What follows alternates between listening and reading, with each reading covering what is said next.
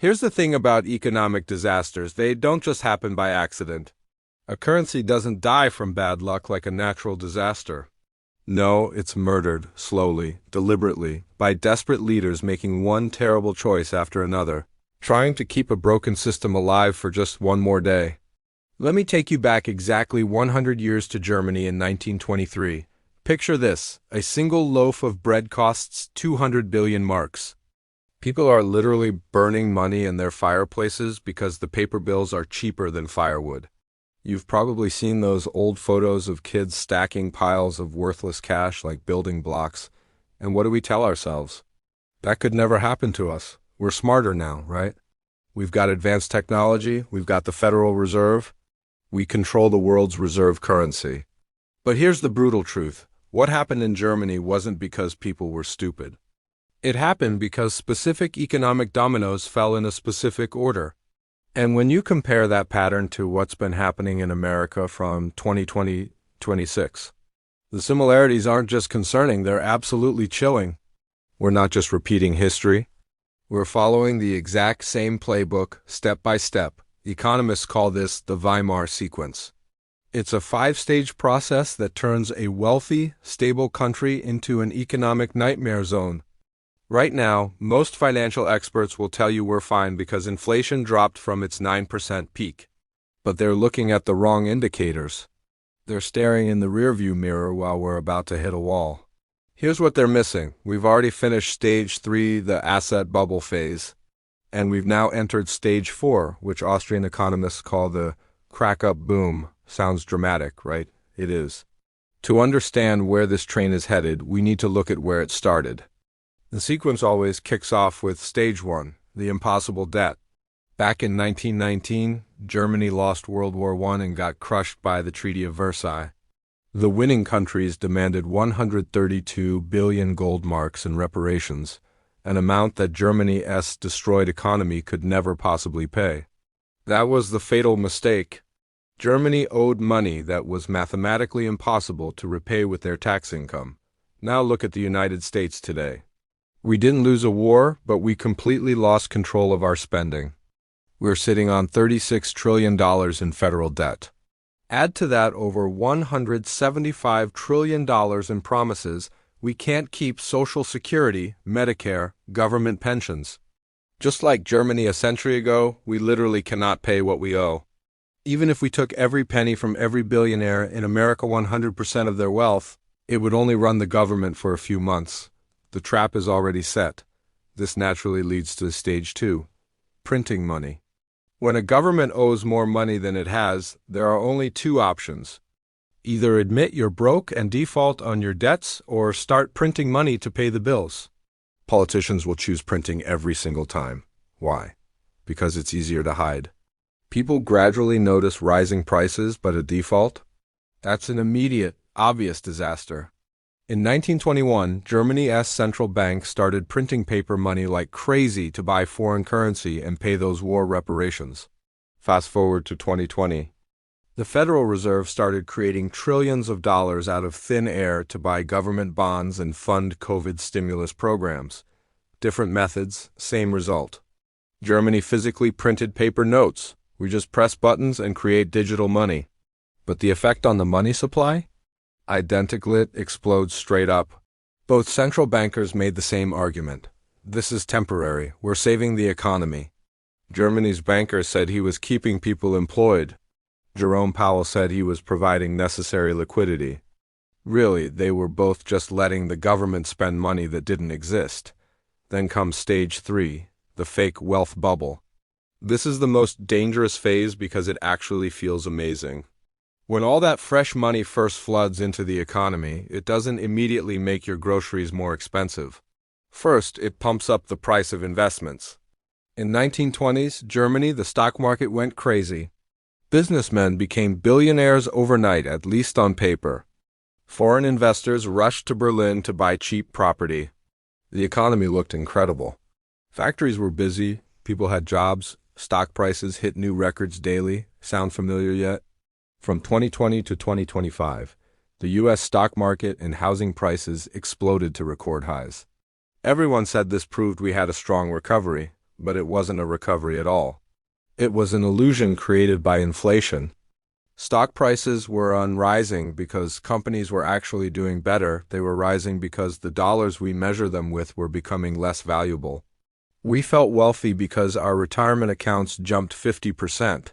Our homes were suddenly worth 40% more according to Zillow.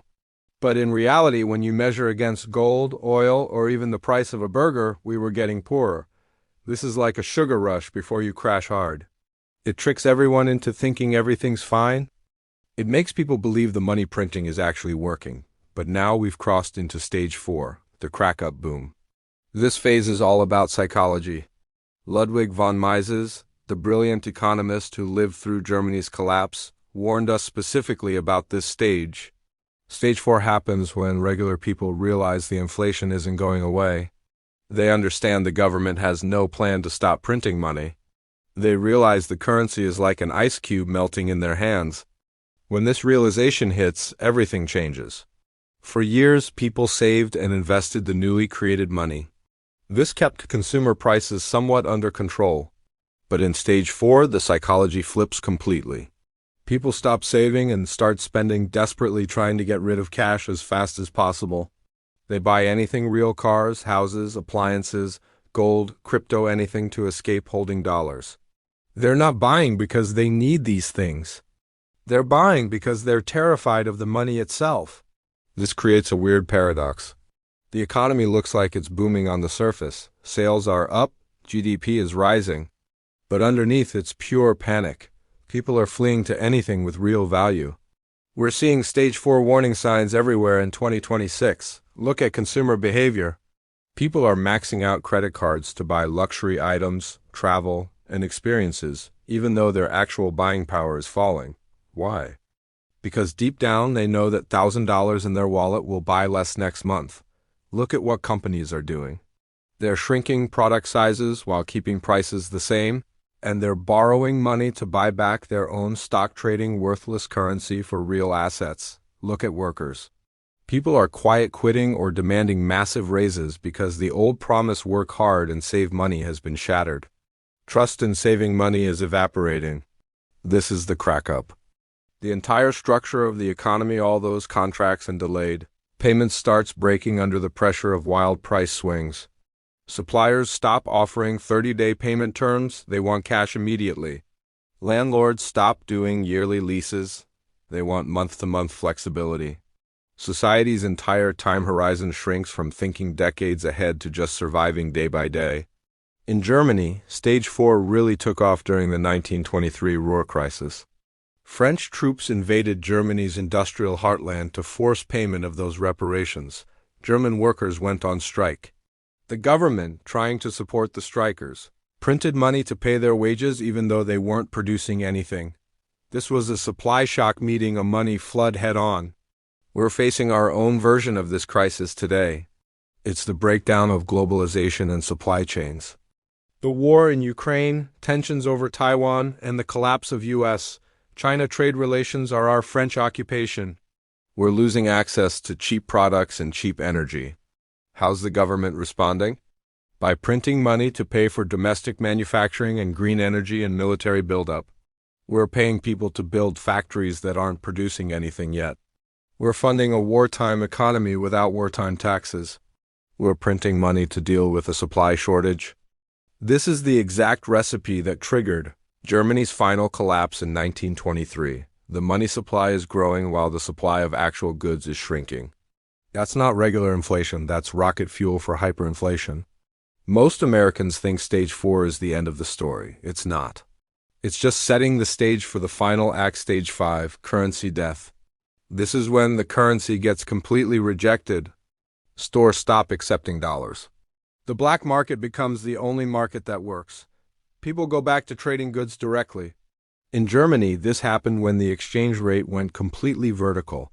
In America, we haven't reached this point yet. The dollar is still the world's reserve currency. But the Weimar sequence shows us that stage 4 can drag on for months or even a couple of years before suddenly snapping to stage 5. We're reliving in the calm before the storm right now. The stock market is high, unemployment looks low on paper, restaurants are packed. But underneath the surface, everything has shifted.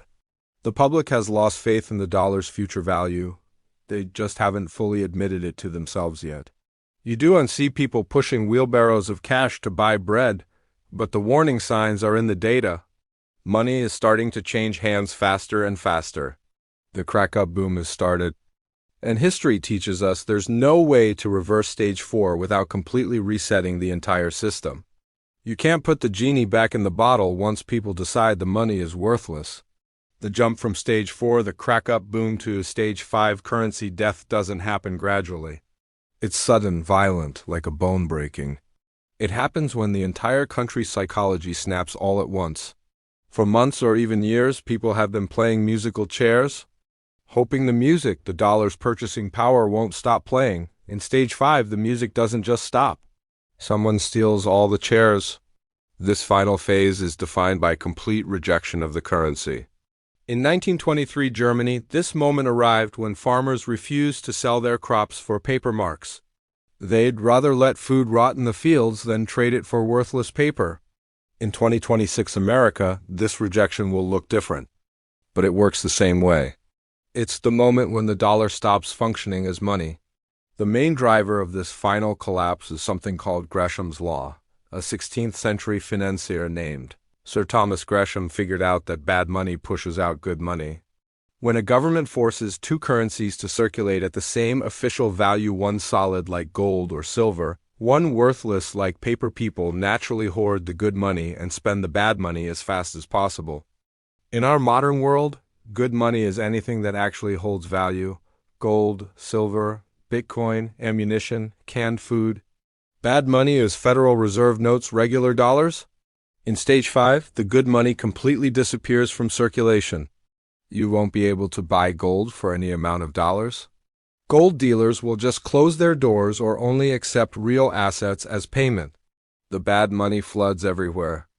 Everyone's desperately trying to get rid of dollars, creating a hot potato effect. This sends the speed of money circulation to infinity. Even if the Federal Reserve stopped printing tomorrow, which they won't, inflation would still skyrocket because existing money is changing hands 10 times faster. The fire isn't being fed by new wood anymore, it's being fed by wines of panic. The trigger for the dollar's final death will probably be foreign rejection, what we could call the Eurodollar revolt. The US dollar's value comes from its network effect.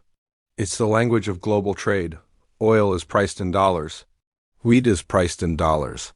But we're watching this network fall apart right now.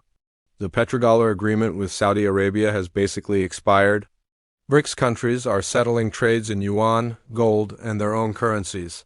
Stage 5 begins when a major U.S. trading partner, maybe China or Japan, officially refuses to accept treasury bonds as payment for real products. When the world stops accepting our debt, all those trillions of dollars currently held overseas by foreign central banks will come flooding back home. It's a reverse bank run. Instead of people running to banks to withdraw money, the world runs to dump dollars back on us. This tsunami of returning currency will cause domestic prices to explode overnight, completely disconnected from what people actually earn. This brings us to the wage price spiral on steroids. In Germany, printing presses couldn't keep up with prices. They had to stamp over old bills with red ink, turning a 1,000 mark note into a 1 billion mark note. Workers got paid twice daily. They'd rush out at lunch to buy bread because by dinner the price would double. In our digital age of 2026, we don't need to overstamp paper. We'll see algorithmic pricing. Digital price tags in grocery stores will update every hour based on wheat prices and dollar exchange rates. Uber prices won't surge because of high demand, they'll surge because of currency collapse. But wages will lag behind. This is the tragedy of stage 5. The middle class gets completely wiped out because their income is fixed, locked into salary contracts while their costs are fluid. Rising with hyperinflation, we'll see demands for daily payment adjustments. Workers will demand payment in crypto or insist their daily wage be tied to inflation indexes. When the workforce refuses to work for dollars, the economy stops completely. What makes the American version potentially worse than 1923 is digital acceleration. In 1923, Panic spread at the speed of telegraphs and morning newspapers. In 2026, panic spreads at the speed of a tweet. We got a preview with Silicon Valley Bank in 2023 to $42 billion withdrawn in 24 hours because of Twitter panic. In Stage 5, we'll see a digital run on the dollar. Millions of Americans will try to convert their bank deposits into stablecoins, Bitcoin, or foreign currencies all at once. Banking websites will crash, apps will freeze. The government will inevitably respond with capital controls, limiting how much money you can move. They'll ban purchases of gold and crypto. They'll try to lock you inside the burning building. This is the financial Iron Curtain. Historically, this is when the black market becomes the real market. The official exchange rate might say $1 equals €1, but on the street it'll be $10 for €1. People who followed the rules and kept money in banks end up broke. People who broke the rules and held assets outside the system become the new elite. The Federal Reserve is trapped in what we call the fiscal dominance loop, but in Stage 5, the trap slams shut completely. To stop hyperinflation, the Fed would need to raise interest rates high enough to make dollars attractive again, maybe 20% or 30%. But raising rates to 20% would mean the U.S. government has to pay $10 trillion per year just in interest on the national debt. That's impossible. It's more than all tax revenue combined. So the Fed has only two choices. First option, default. Admit the U.S. is bankrupt, wipe out bondholders, and launch a new currency. Second option, hyperinflate. Print the $10 trillion to pay the interest, pouring gasoline on the fire until the dollar is worth absolutely nothing. History tells us they'll choose the second option until the very last second. They'll print until 0 hour. 0 hour, what Germans called Stund Null, is the end of the sequence. In Germany, it happened November 10th, 1923. The government introduced a new currency called the Rentenmark, backed by mortgages on all German land. They cut 12 zeros off the old currency. 1 trillion old marks became one new Rentenmark. The nightmare ended. The fever broke. But the cost was total devastation. Middle-class savings were destroyed. Retired people starved. The moral fabric of society was completely shredded. This vacuum of wealth and trust paved the way for extremism. People were so desperate for order they'd listen to anyone promising to restore national pride. The Weimar sequence isn't just an economic pattern, it's a political one too. Hyperinflation gives birth to tyranny. For American investors, the lesson is crystal clear. You cannot afford to wait and see. By the time Stage 5 appears on CNN, it's too late. Capital controls will already be in place. Gold dealers will be sold out. You must build your ark before the rain starts. This means three things. First, self-custody. Don't leave your survival assets gold, Bitcoin on an exchange or in a bank. If you don't physically control it, you don't really own it. Second, fixed-rate debt. If you have a 3% mortgage, keep it. In hyperinflation, the real value of that debt goes to zero. You'll eventually pay off your house with what a single egg costs. Third, useful skills. At the end of the day, money is just a claim on energy and labor. If money dies, you need skills that are valuable in a barter economy. The Weimar sequence is running its program right now. We're currently at the crack-up boom. The next line of code is currency death. Prepare accordingly. If you accept that we're navigating the Weimar sequence and Stage 4 is already happening, the next question isn't how do I get rich? It's how do I survive? In a hyperinflationary collapse, the definition of wealth fundamentally changes. In normal times, wealth is a number on a screen representing your claim on society's goods. In Stage 5 currency death, wealth is about access and control. Can you actually use your purchasing power? Can you move it? Can you buy bread when credit cards don't work and the store manager demands silver coins? The stagflation portfolio is designed for a slow decline. The Weimar portfolio is designed for total system failure. It's a lifeboat strategy for when the ship of state is sinking. To build this lifeboat, you need a radical mindset shift. Stop measuring wealth in dollars. If you look at your portfolio and think, I'm up 20% this year, but houses are up 30%, you're losing. Start measuring wealth in ounces of gold, acres of land, and Bitcoin satoshis. These are the only measurements that matter when the currency goes to infinity.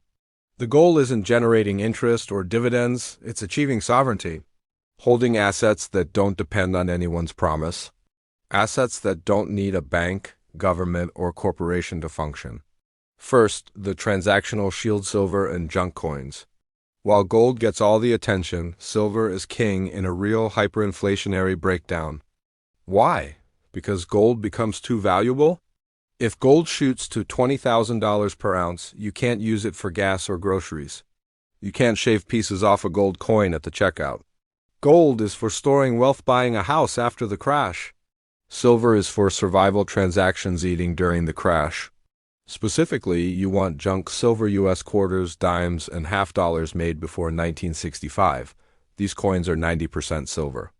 They're recognizable, hard to fake, and come in small denominations. In a barter economy, a pre-1964 quarter becomes like a $20 bill. It's the unit of exchange. If you try paying with generic silver bars, you face a divisibility problem. The person with junk silver becomes the central banker of their neighborhood. They have the small change that keeps commerce functioning when paper money is being used as wallpaper. Second, the digital exit Bitcoin as teleportation. Citizens of 1920s Germany had a problem. Gold is heavy. If you needed to flee because society was collapsing, you couldn't easily carry 50 pounds of gold with you. You were trapped by physical weight. In 2026, we have something that didn't exist a century ago: Bitcoin. Bitcoin gets misunderstood as a tech stock or gambling. In the context of the Weimar sequence, it's neither. It's property that can't be seized and is completely portable. You can memorize a 12-word phrase, walk across a border with empty pockets, and access your entire wealth on the other side. It's the only asset in human history that can teleport. In Stage 5, capital controls will be severe. The government will close airports to people carrying large amounts of cash or gold. They'll freeze bank transfers. Bitcoin is the only system running outside banking control. However, you must control your own keys. If your Bitcoin sits on Coinbase or Binance during a currency crisis, it's not your Bitcoin, it's the government's Bitcoin waiting to be seized. You must hold the keys yourself. Third, the inflationary debt jubilee fixed-rate debt. Hyperinflation is a catastrophe for lenders but a miracle for borrowers if the debt has a fixed interest rate. Imagine you have a $500,000 mortgage at 3% interest. Fourth, the porcupine defense hardening your supply chain. In Stage 5, the just-in-time supply chain breaks permanently. We saw a preview in 2020, but hyperinflation makes it permanent. Vendors stop shipping because they don't know what currency will be worth when the truck arrives. You must become your own warehouse. This isn't about being a crazy doomsday prepper in a bunker, it's about being a smart logistician. You need a deep pantry. If you eat rice, buy 50 pounds now. It'll never be cheaper. If you need prescription medications, figure out how to get 6 months' worth. If you run a business, stock critical inventory. This is an investment paying a guaranteed return equal to inflation rate. If pasta goes up 50% next year, your stockpile just gave you a 50% tax-free return. Furthermore, own productive land if possible. In 1923, city people starved while farmers survived. You don't need to be a full-time farmer, but having a garden, knowing a local rancher, or accessing community gardens hedges against corporate food system breakdown. When currency dies, the only valuable things sustain life. Fifth, the skill pivot human capital. Finally, realize that in hyperinflationary depression, the financial economy dies and the real economy takes over. Jobs that exist just to shuffle paper or around compliance officers, middle managers, financial analysts disappear first. Jobs solving physical problems become highly valued. Can you fix cars? Install solar panels? Grow food? Perform basic medical care? In Stage 5, services get bartered. I'll fix your plumbing for a side of beef. You need a backup skill, something tangible you can trade if your digital job evaporates. This also applies to your network. In high-trust societies with stable money, you can rely on strangers and contracts. In low-trust societies with dead money, you can only rely on your tribe neighbors, family, local church, community groups. Build these alliances now. When ATMs stop working, the person who helps you isn't the Federal Reserve Chairman, it's the person living next door. The Weimar portfolio isn't about greed, it's about survival. It acknowledges the mathematical certainty that debt-based fiat currency eventually returns to its true value, zero. It's uncomfortable to implement. It requires betting against the system that's provided comfort your entire life. But the Weimar sequence doesn't care about your comfort. It only cares about the math of debt and the physics of printing money. The step from asset bubble to crack-up boom took 5 years. The step from crack-up boom to currency death can happen in 5 months. The window to exchange paper promises for real things is closing fast. The exit door is still open, but the crowd is starting to smell smoke.